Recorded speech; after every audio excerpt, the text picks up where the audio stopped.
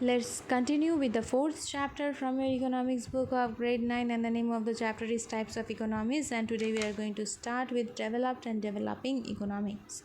So developed economy, a developed economy is defined as an economy where people enjoy a high standard of living. Thus developed means an improvement in the people's standard of living. An individual's standard of living is measured by his or her income. Similarly, the country's standard of living is measured by its per capita income, that is the average income of the citizens. Hence we can say that a developed economy is one which has a high per capita income. So USA, Canada, Australia, Japan, New Zealand, all these are coming under developed economy. And developing, okay, developing, we can say that the per capita income is gradually rising.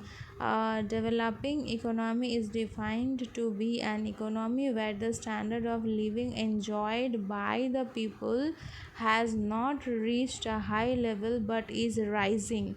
India is a developing economy, okay, like Pakistan. Similarly, like India, Pakistan, Sri Lanka, Bangladesh, Thailand, Brazil, Mexico, all these are developing. Underdeveloped, an underdeveloped economy is an economy where per capita income is low and moreover it is not rising over time. Okay, that is underdeveloped. Thus an underdeveloped economy is a stagnated economy with no sign of development over time. Some tribal economies in some of the African and Asian countries may be cited as example of underdeveloped economies. Next we are having the characteristics of less developed economy and developed economy. Under less developed, we are seeing it is having low per capita income, low per capita saving, low rate of capital formation, high rate of population growth, okay, high incidence of poverty and unemployment, high proportion of adult illiteracy, okay, low standard of living, poor health and sanitization facilities. Whereas under the developed economy we will find that high per capita income is there, high per capita savings is also there, okay. Then we will find that small portion of working people are in the department of agriculture, okay. High rate of per capita formation, means capital formation, low rate of population growth, okay, low incident of poverty and unemployment, high proportion of adult literacy, high standard of living, adequate health and sanitization facilities. So what are the features of developing economy? We will find that gradual rise in per capita income from a very low level, gradual rise in per capita savings from capital formation, gradual decline of contribution of the agriculture sector towards the national income, gradual expansion of infrastructure facilities, a falling incident of poverty like adult illiteracy, gender discrimination, etc., gradual shift in occupational structure in favor of industrial and service activities, gradual improvement in the standard of living of common people, gradual improvement in science and technology, etc. So what are the characteristics of Indian economy as a developing country? Gradually we are finding that there is an increase in the real national income, a real per capita income, then agriculture and industrial production, expansion in industrial sector, export sector, okay, application of modern technologies and many more. These are the features of its dynamism, and all these are present in India. Hence India is in India the economy should not be considered as a stagnated economy. Instead, consider it undercurrent of these dynamic features. The Indian economy should be regarded as a developing economy. So there are few points given here. Growth of national production. So we will find that Economic growth, measured in terms of growth of gross domestic product (GDP), has always remained one of the principal objective of India's 5 years plan. And you can see a table given right at below, table 3. We are finding that it is that our GDP is gradually rising with our each 5 years plan. Right, so we can find that it is developing. Not only GDP, you can find GNP also, that is our gross national product.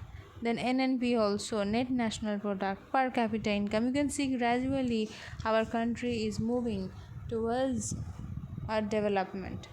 So from developing, we are going to soon be a developed country.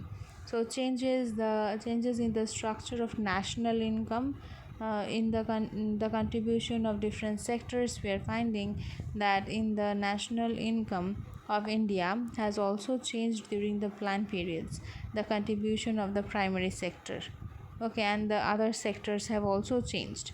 Growth of domestic services and per capita formation. At the very beginning, the plan period's gross domestic product or savings, we can say the gross domestic savings and the gross domestic capital formation remained only 8.9% and 8.7% respectively in 1950 to 1951, but we are finding now it is 34% to 36%. So it have gradually increased, and this is the estimation till 2012.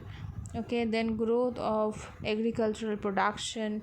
Then we have found there is a growth in industrial production and a strong industrial base.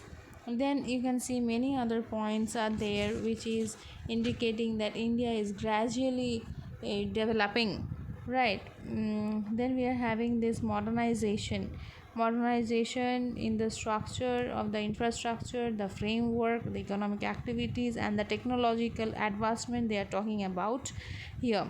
So there are few more signs of a developing economy that is given in a very that is organized in a chart format. You can see that in national output and income, GNP, GDP have increased. NNP, that is at the factor cost of per capita, that have also increased per capita income. That is savings of per capita formation, capital formation, all these have increased. Okay, self-reliance, just now I was telling you, agricultural production have increased, then industrial production have increased. So everything is moving towards development. So we are having a developed economy, developing economy. So this is a difference between developed and developing economy. So developed economy, they are saying high per capita income, high level of domestic savings and investment. Okay, then we'll find tertiary and the service sector contributes most in the national output, and high level of technological improvement in all sectors. But in the developing, we will find that relatively low per capita income compared to the developed. They are saying about the developing. Okay, a relatively low domestic savings and investment. Then the contribution of the service sector towards national output shows an increasing trend. It is developing, so it is increasing. Okay, and though the signs of technological backwardness remain present, but there is a clear indication of a gradual improvement.